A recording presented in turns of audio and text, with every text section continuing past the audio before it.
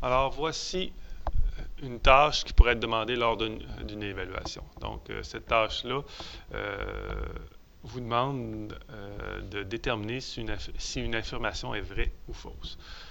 Lorsqu'on a ce type de questions-là en évaluation en secondaire 4, il faut se douter que la réponse, c'est que ça va être faux, puisque si c'était vrai, on vous demanderait de le prouver. Alors, lorsqu'on a à démontrer que quelque chose est faux, ça veut dire qu'il faut trouver un exemple qui va faire en sorte que le rabais ne sera pas de 120 $. Donc, si je trouve un seul exemple qui ne fonctionne pas, ben, je viens de montrer que c'est faux. On appelle ça la réfutation. Euh, j'y vais. Première étape, on sait que Mathieu s'est procuré une paire de patins et il a obtenu un rabais de 40 $. Donc, pour obtenir un rabais de 40 $, on peut déterminer quel était le prix de ces patins en faisant 40 est égal à 20 partie entière de x sur 100 parce qu'on sait que f de x est le montant du rabais, donc le rabais obtenu. Alors, première étape, on doit isoler la partie entière. Donc, on va diviser par 20 de chaque côté. Ça me donne 2 est égal à partie entière de x sur 100. La fonction partie entière d'un nombre associe à ce nombre-là le plus grand entier inférieur ou égal à ce nombre-là. Donc, quand je vous dis partie entière de x sur 100 me donne 2, c'est que x sur 100, les valeurs que la partie entière qui font en sorte que ça me donne 2, ben, le nombre 2 sont le nombre qui est plus petit ou égal. Le nombre entier qui est plus petit ou égal à 2, c'est 2. Donc, c'est tous les nombres qui sont compris entre 2, puis je peux aller jusqu'à 3, mais 3 n'est pas inclus. Donc, si je demandais la partie entière de 2,9, ça me donne 2. La partie entière de 2,99, ça me donne 2. Mais aussitôt que j'arrive à 3, ça va donner 3. Donc, c'est tous les nombres qui sont compris entre 2 et 3. Donc, 2 inclus et 3 exclus. Alors, je dois résoudre deux inéquations. Il faut que x sur 100 soit plus grand ou égal à 2. Et faut que x sur 100 soit inférieur à 3. Donc, je résous la première inéquation. Donc, pour isoler les x, je vais faire fois 100 de chaque côté, qui va me donner x plus grand ou égal à 200. Et pour l'autre inéquation, je fais aussi fois 100, ça me donne x inférieur à 300. Donc, les patins, le coût des patins, était compris entre 200 et 300 exclusivement en dollars. Alors, je continue. Je pourrais peut-être déterminer le rabais pour Josiane qui a acheté sa paire de skis. Donc, les deux ont acheté chacun de leur côté leur article. Donc, c'est pour ça que les rabais sont sur les deux pris séparément. Donc, je vais calculer pour Josiane le montant de son rabais. Donc, je calcule F de 450. Alors, je vais faire 20 fois la partie entière de 450 sur 100.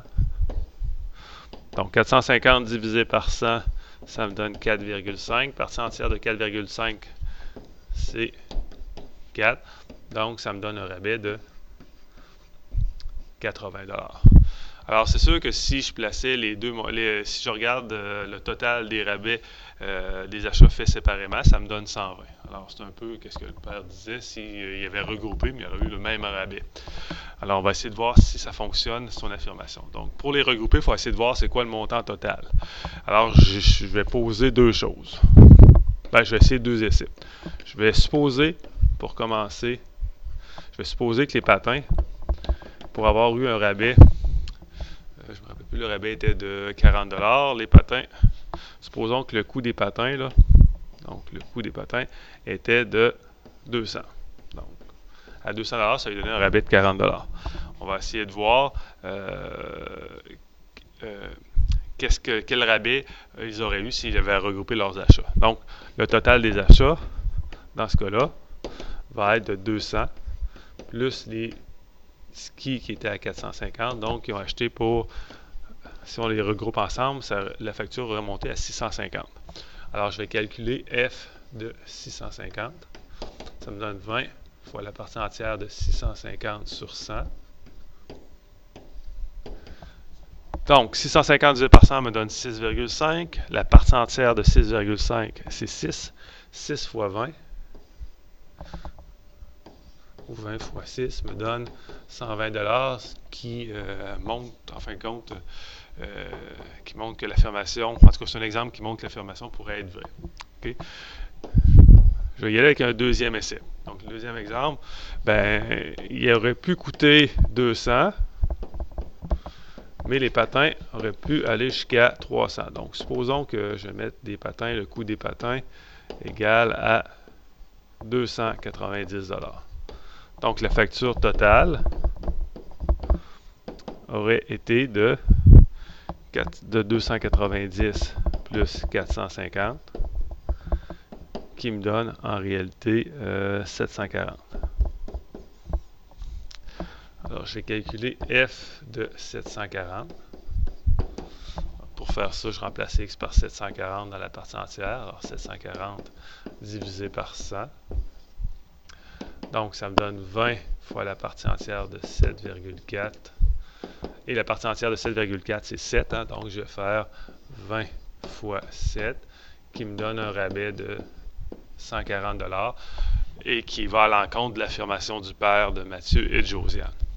Donc, en trouvant un exemple qui ne fonctionne pas, qui contredit l'affirmation, je viens de montrer que l'affirmation est fausse. Alors, ma réponse, ici la réponse qu'on va marquer, la réponse, l'affirmation du père de Mathieu et de Josiane est fausse, puisqu'il existe un exemple qui la contredit. Dans ce cas-ci, je pourrais dire voir l'exemple numéro 2. Alors, voici comment on peut répondre à une question comme celle-là.